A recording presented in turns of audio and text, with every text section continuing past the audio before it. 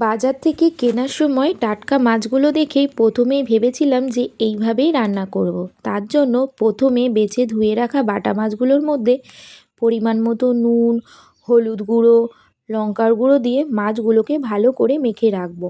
তারপর শিলে কিছুটা কাজু, পোস্ত, ধনেপাতা, 4টে রসুনের কলি, কিছুটা কাঁচা লঙ্কা ও সামান্য পরিমাণ জল দিয়ে ভালো করে বেটে একটা পেস্ট তৈরি করে নেব।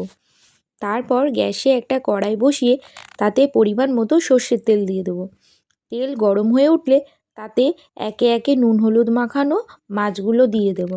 তারপর মাছগুলো এক পিঠ ভাজা হয়ে গেলে আর এক পিঠ উল্টে পাল্টে ভেজে তুলে নেব। তারপর ওই তেলে কিছুটা কালো জিরে ফোড়ন দিয়ে দেব। তারপর কিছুটা পেঁয়াজ কুচি দিয়ে পেঁয়াজগুলো ভালো করে নাড়াচাড়া করে নেব।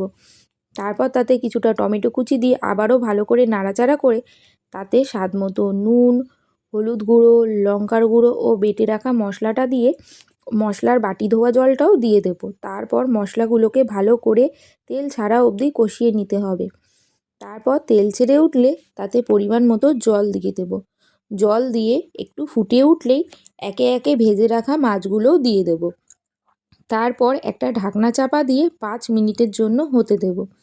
5 মিনিট পর ঢাকনা খুলে নেব এবং কিছুটা ধনেপাতা দিয়ে দিলেই তৈরি হয়ে যাবে আমাদের পোস্ত ও কাজু বাটা দিয়ে বাটা মাছের সুন্দর একটি ঝাল।